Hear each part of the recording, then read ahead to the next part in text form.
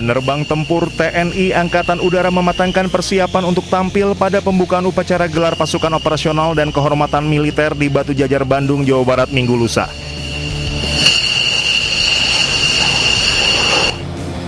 Beberapa metode latihan yang sedang dijalani yakni manuver terbang atau flypass untuk mengiringi pembukaan upacara. Selain itu, penerbang tempur juga akan menampilkan manuver terbang pada akhir upacara sebagai penutup rangkaian defile pasukan.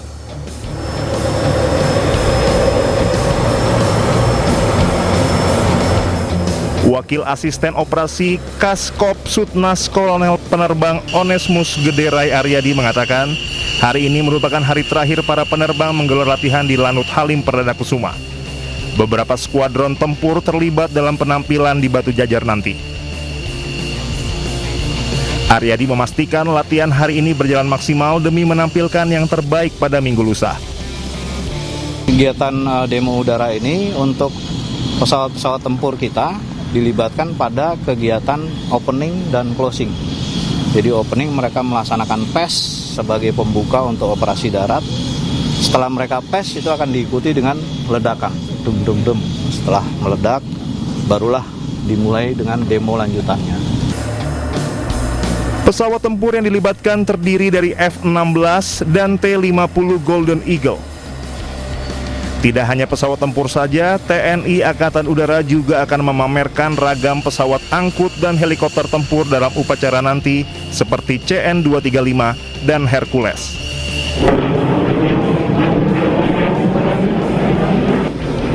Dari Jakarta, Naura Syafiqah, Seto Pratomo, Anyus melaporkan.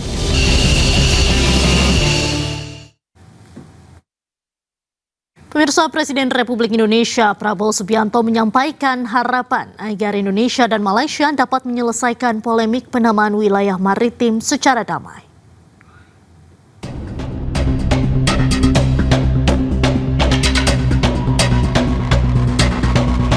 Hal ini disampaikan usai Malaysia menolak istilah Laut Ambalat yang biasa digunakan Indonesia dan memilih mengacu pada Laut Sulawesi seperti yang tercantum dalam peta baru Malaysia tahun 1979. Prabowo menekankan pentingnya itikat baik dan tidak membawa isu ini ke ranah politisasi, mengingat hubungan kedua negara secara umum berjalan sangat baik. Ya, kita cari penyelesaian yang baik, yang damai, itu ada itikat baik dari dua pihak. Ya. Kita jangan biasalah ada mungkin intinya kita mau penyelesaian yang baik. Ya. Sebelumnya, Menteri Luar Negeri Malaysia Muhammad Hassan mengatakan bahwa pemerintah Malaysia telah menegaskan kembali hak kedaulatannya atas wilayah maritim yang dikenal Blok ND6 dan ND7 di Laut Sulawesi. Hassan mengatakan pemerintahnya menolak penggunaan istilah ambalat oleh Indonesia untuk menyebut wilayah yang disengketakan itu. Tuntutan Indonesia meliputi sebahagian Laut Sulawesi termasuk Blok ND6 dan ND7.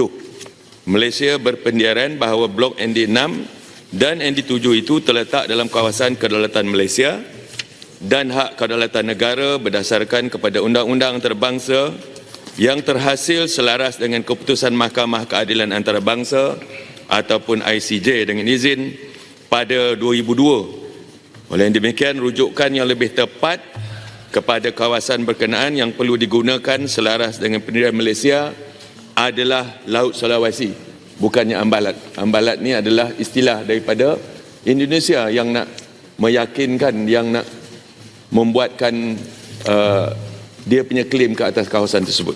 Jadi kita guna kawasan ini sebagai Laut Sulawesi. Jangan guna ambalat, kerana ambalat itu istilah daripada sana untuk menguatkan mereka. Pemirsa, calon pasukan pengibar bendera pusaka atau Paskibraka 2025 menggelar latihan perdana di Pusdiklat Wiladatika Cibubur, Jakarta Timur. Puluhan capaska dari berbagai provinsi di Indonesia terlihat antusias mengikuti setiap arahan dari pelatih.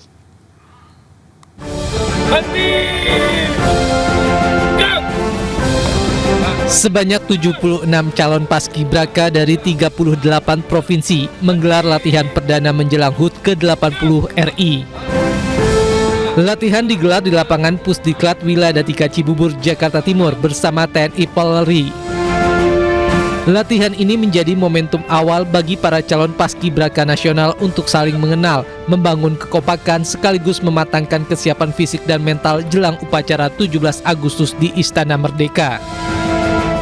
Ya, hari ini latihan pertama kita bersama semua perangkat upacara. Itu pertamanya perasaan saya itu kayak deg-deg begitu, bagaimana kalau begini, bagaimana kalau begini. Cuman ada support dari pelatih, semua tim itu menjadi lebih semangat dan alhamdulillah itu cuman ada koreksi sedikit saja. Latihan ini dijadwalkan berlangsung hingga pertengahan Agustus mendatang. Para capaska akan terus digembleng agar tampil optimal. Dari Jakarta, Wenda Nura, Oki Mahendra, iNews melaporkan. Pemirsa, pemerintah memberi kesempatan bagi masyarakat umum untuk mengikuti upacara bendera 17 Agustus di Istana secara langsung. Namun masyarakat umum diharuskan untuk mendaftarkan diri di website terlebih dahulu untuk mendapatkan tiket antrian.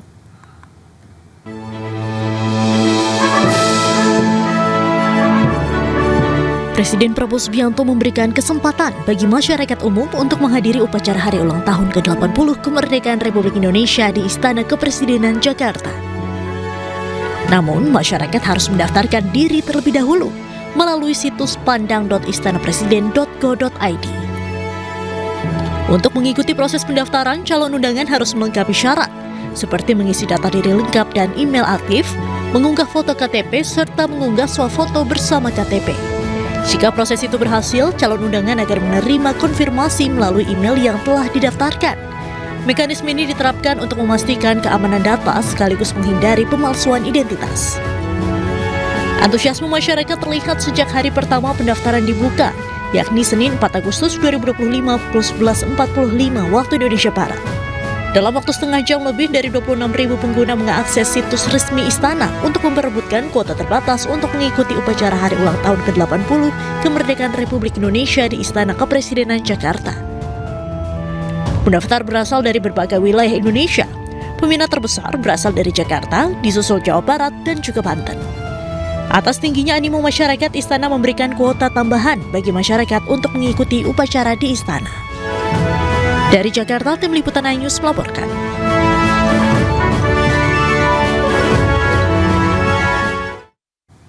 Beralih ke informasi lain, pemirsa, Kabinet Politik dan Keamanan Israel telah menyetujui rencana pencaplokan kota Gaza. Rencana tersebut melibatkan evakuasi warga Palestina dan serangan darat.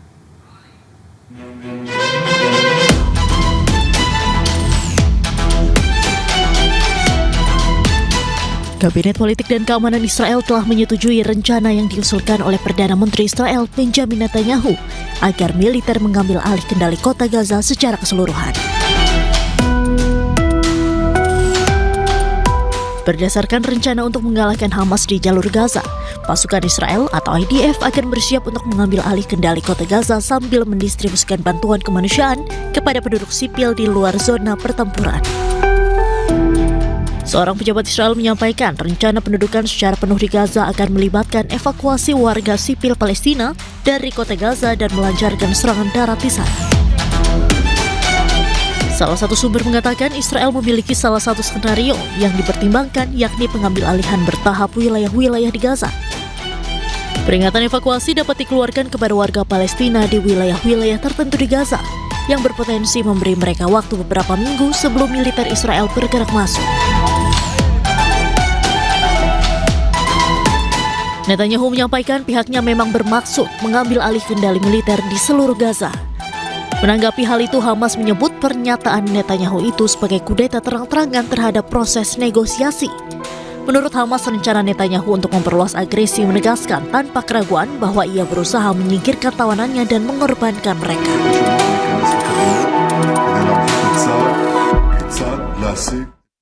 Pemerintah Israel akan mengambil alih kendali kota Gaza. Hal ini disampaikan oleh Perdana Menteri Israel yang dirilis hari ini waktu setempat. Demi mengalahkan Hamas di jalur Gaza, militer Israel akan mengambil alih kendali Gaza. Kebijakan ini berawal dari usulan Perdana Menteri Benjamin Netanyahu kepada Kabinet Keamanan Israel. Rencana mengalahkan Hamas, tentara Israel akan mengendalikan kota Gaza sambil mendistribusikan bantuan kemanusiaan kepada penduduk sipil di luar zona pertempuran. מוצאי תשעה באב אנחנו בעיצומה של מלחמה עצימה שבה השגנו הישגים גדולים מאוד היסטוריים כי לא היינו מפוצלים, כי עמדנו יחד ולחמנו יחד. אנחנו צריכים להמשיך לעמוד יחד ולהילחם יחד כדי להשיג את מטרות המלחמה שהצבנו, את כולן, את הכרעת האויב, שחרור חטופינו והבטחה שעזה לא תהווה יותר איום על ישראל. בהמשך השבוע אני אכנס לקבינט כדי להנחות את צה"ל כיצד להשיג את 3 המטרות הללו, כולן בלי יוצא מן הכלל. Kabinet Keamanan Israel memiliki 5 prinsip untuk mengakhiri perang, diantaranya pelucutan senjata Hamas, mengembalikan semua sandera baik yang mati maupun yang hidup, demilitarisasi jalur Gaza, kontrol keamanan Israel di jalur Gaza, dan terakhir pembentukan pemerintahan sipil alternatif yang bukan Hamas ataupun otoritas Palestina. Hal ini disampaikan Netanyahu di media setempat dan wawancara media internasional. Pemirsa, Organisasi Kesehatan Dunia atau WHO mencatat sepanjang tahun 2025 ada sebanyak 99 orang tewas akibat malnutrisi di Gaza, yang mana 29 diantaranya merupakan balita. Angka tersebut diduga lebih rendah dari kondisi sebenarnya.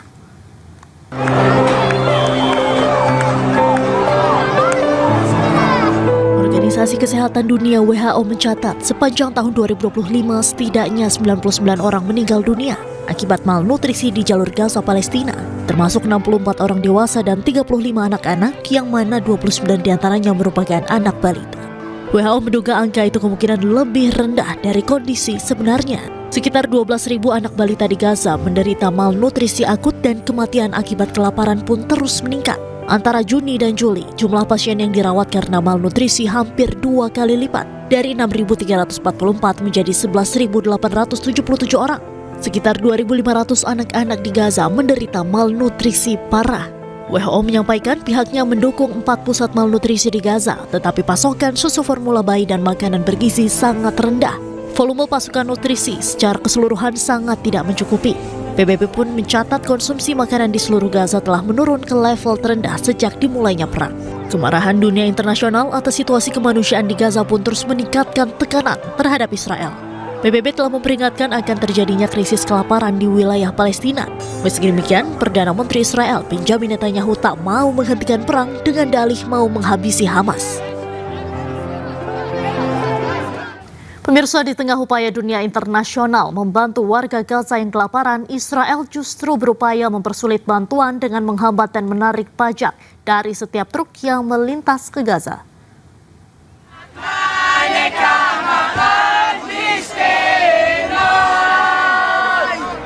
Sejumlah warga Israel memblokade perjalanan 30 truk bantuan kemanusiaan dari Yordania yang akan dikirim ke jalur Gaza.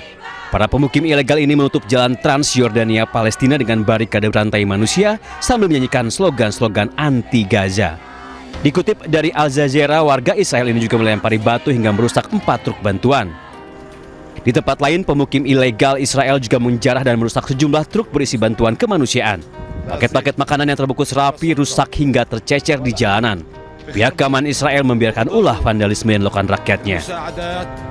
Selain warganya, pemerintah Israel juga mencoba mempersulit bantuan dengan cara menarik pajak bea masuk sebesar $300 hingga $400 untuk setiap truk yang membawa bantuan kemanusiaan. Juru bicara pemerintah Yordania Muhammad Amomani memprotes kebijakan Israel ini dengan menyebutnya sebagai upaya dengan sengaja menghalangi upaya menyelamatkan warga Gaza dari kelaparan. Penampakan kehancuran Gaza sejak 22 bulan perang Israel-Hamas memperlihatkan puing-puing berserakan. Seperti inilah penampakan jalur Gaza yang hancur berantakan dari gambar yang diambil dari udara. Tenda-tenda perkemahan terlihat di tengah puing-puing bangunan kota yang hancur. Penampakan jalur Gaza ini tepat 22 bulan sejak dimulainya perang Israel-Hamas di wilayah tersebut. Serangan Israel telah menewaskan lebih dari 61.000 warga Palestina dan menghancurkan infrastruktur kota Gaza.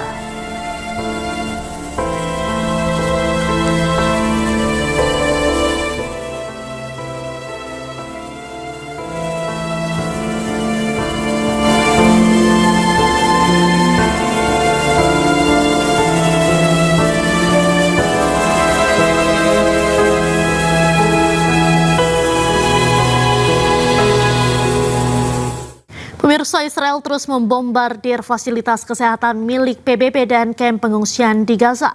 Presiden Prabowo pun berencana menjadikan Pulau Galang sebagai lokasi pengobatan warga Gaza.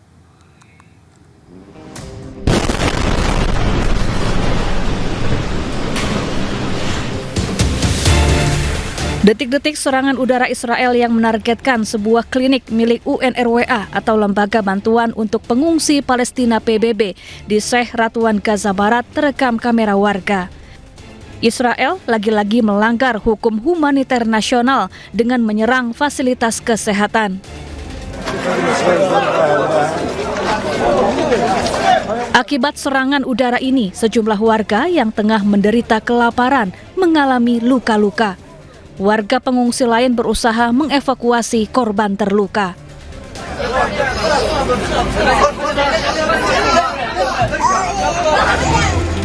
Petugas medis yang datang ke lokasi